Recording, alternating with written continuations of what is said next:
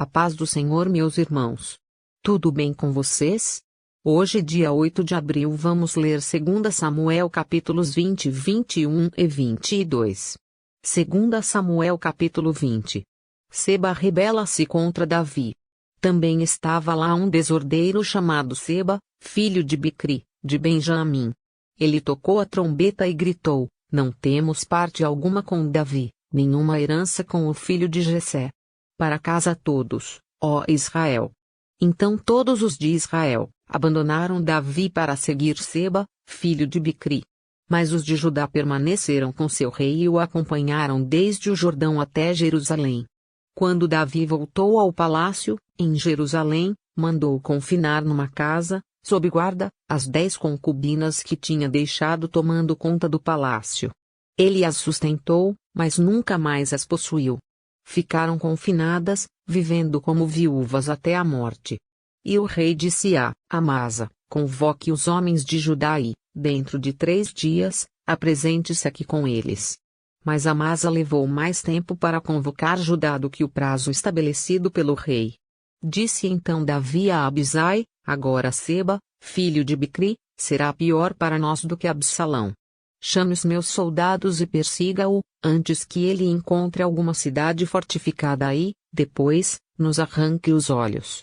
Assim, os soldados de Joabe, os queretitas, os peletitas e todos os guerreiros saíram de Jerusalém para perseguir Seba, filho de Bicri. Quando estavam junto à grande rocha de Gibeon, Amasa encontrou-se com eles. Joabe vestia seu traje militar e tinha um cinto com um punhal na bainha. Ao aproximar-se de Amasa, deixou cair a adaga. Como vai, meu irmão? Disse Joabe, pegando Amasa pela barba com a mão direita, para beijá-lo. E Amasa, não percebendo o punhal na mão esquerda de Joabe, foi por ele golpeado no estômago. Suas entranhas se derramaram no chão, e ele morreu, sem necessidade de um segundo golpe. Então Joabe e Abisai, seu irmão, perseguiram Seba, filho de Bicri.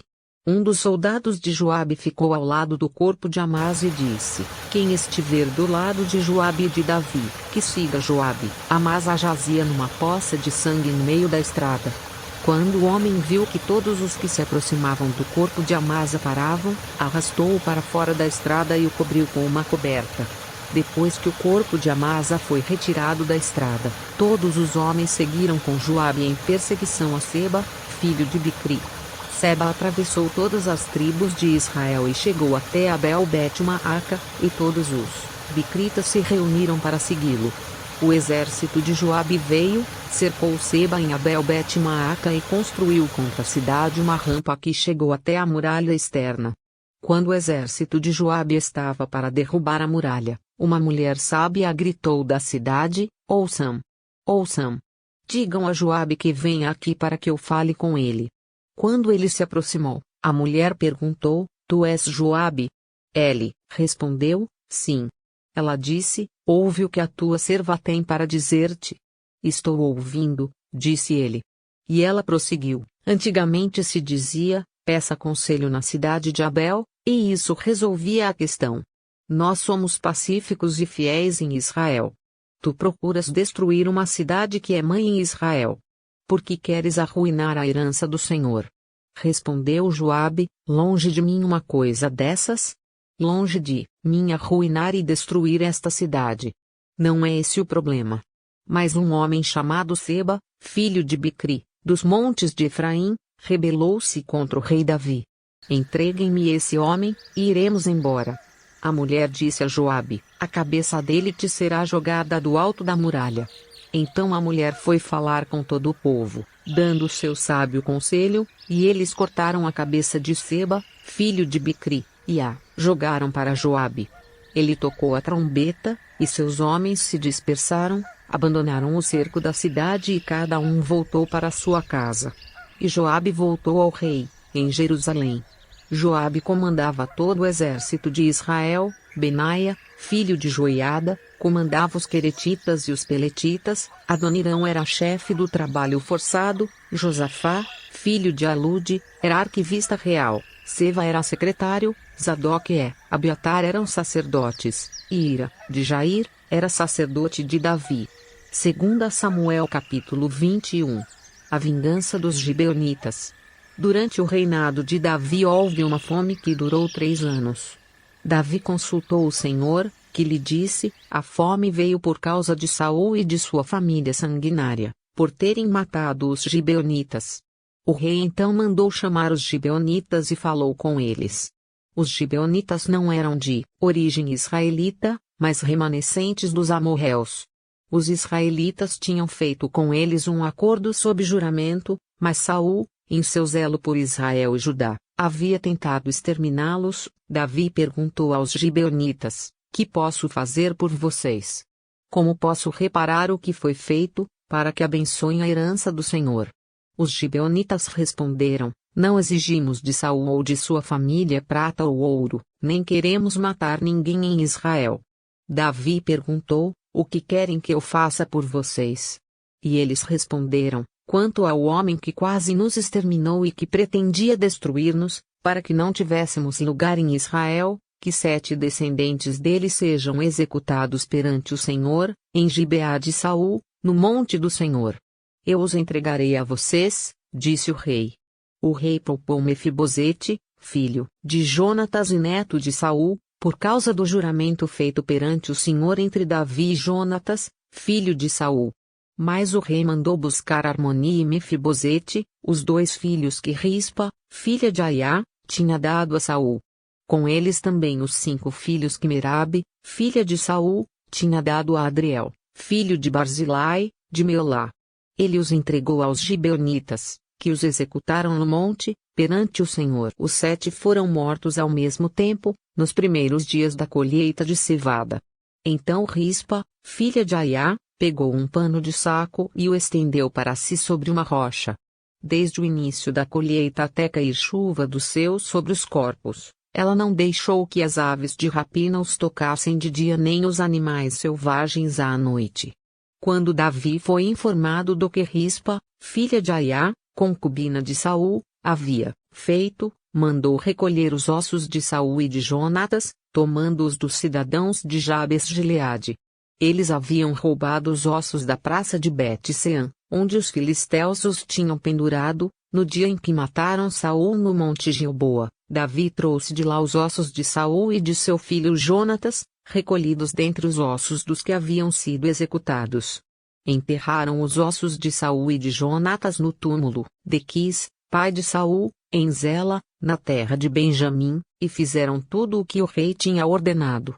Depois disso Deus respondeu às orações em favor da terra de Israel. Guerra contra os filisteus. Houve, ainda, outra batalha entre os filisteus e Israel. Davi e seus soldados foram lutar contra os filisteus. Davi se cansou muito, e Isbi-Benob, descendente de Rafa, prometeu matar Davi. A ponta de bronze da lança de Isbi-Benob pesava 3,6 kg, e, além disso, ele estava armado com uma espada nova. Mas Abisai, filho de Zeruia, foi em socorro de Davi e matou o filisteu. Então os soldados de Davi lhe juraram, dizendo: nunca mais sairás conosco à guerra, para que não apagues a lâmpada de Israel. Houve depois outra batalha contra os filisteus, em Gobe. Naquela ocasião Sibecai, de Uzate, matou Saf, um dos descendentes de Rafa. Noutra batalha contra os filisteus em Gobe, Elanã, filho de Jaré-Oregim, de Belém, matou Golias, de Gate, que possuía uma lança cuja haste parecia uma lançadeira de tecelão. Noutra batalha, em Gate, havia um homem de grande estatura e que tinha 6 dedos em cada mão e 6 dedos em cada pé, 24 dedos ao todo. Ele também era descendente de Rafa e desafiou Israel, mas Jonatas, filho de Simeia, irmão de Davi, o matou. Esses 4 eram descendentes de Rafa, em Gate, e foram mortos por Davi e seus soldados. 2 Samuel capítulo 22. Cântico de Davi. Davi cantou ao Senhor este cântico, quando ele o livrou das mãos de todos os seus inimigos e das mãos de Saul, dizendo: o Senhor é a minha rocha, a minha fortaleza e o meu libertador, o meu Deus é a minha rocha, em que me refugio, o meu escudo e o meu poderoso Salvador. Ele é a minha torre alta, o meu abrigo seguro. Tu, Senhor, és o meu Salvador, e me salvas dos violentos. Clamo ao Senhor, que é digno de louvor, e sou salvo dos meus inimigos. As ondas da morte me cercaram, as torrentes da destruição me aterrorizaram. As cordas da sepultura me envolveram, as armadilhas da morte me confrontaram. Na minha angústia, clamei ao Senhor, clamei ao meu Deus. Do seu templo ele ouviu a minha voz, o meu grito de socorro chegou aos seus ouvidos.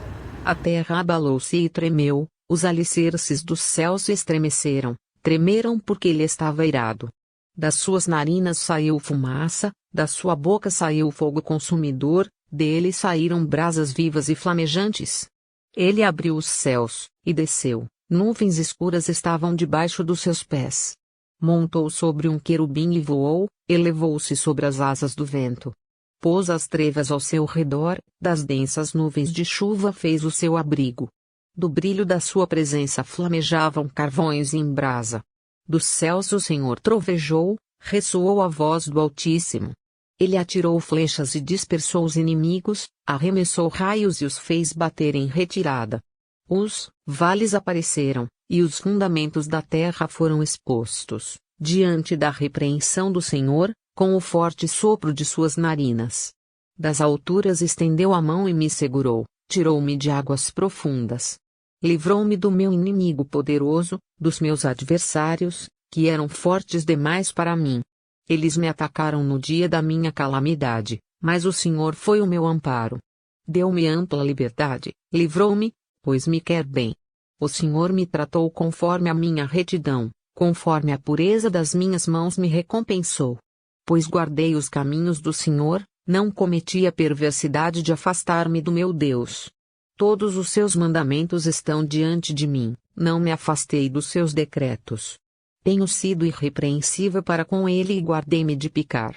O Senhor recompensou-me segundo a minha retidão, conforme a pureza das minhas mãos perante ele. Ao fiel te revelas fiel, ao irrepreensível te revelas irrepreensível, ao puro te revelas puro, mas ao perverso te revelas astuto. Salvas os humildes, mas os teus olhos estão sobre os orgulhosos para os humilhar. Tu és a minha lâmpada, ó Senhor. O Senhor ilumina minhas trevas.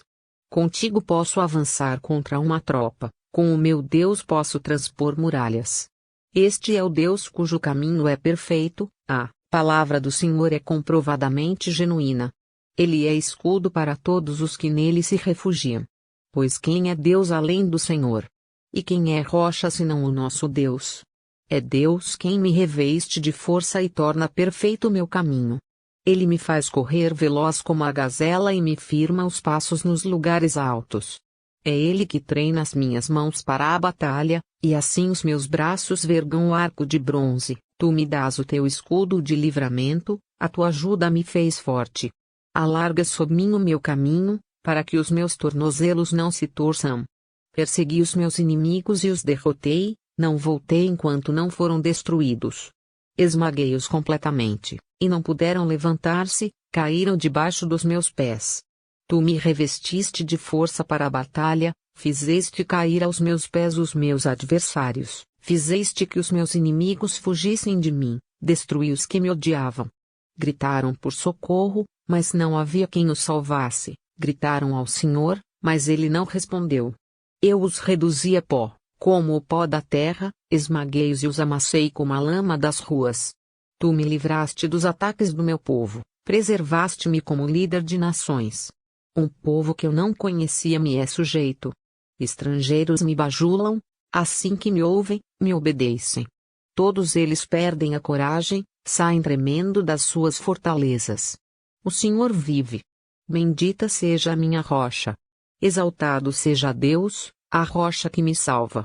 Este é o Deus que em meu favor executa a vingança, que sujeita nações ao meu poder, que me livrou dos meus inimigos. Tu me exaltaste acima dos meus agressores, de homens violentos me libertaste. Por isso te louvarei entre as nações, ó Senhor, cantarei louvores ao teu nome. Ele concede grandes vitórias ao seu rei, é bondoso com o seu ungido, com Davi e seus descendentes para sempre. Até amanhã, pessoal. Deixe seu like e se inscreva no canal para não perder nenhum capítulo da nossa leitura. Fique com Deus. Deus te abençoe.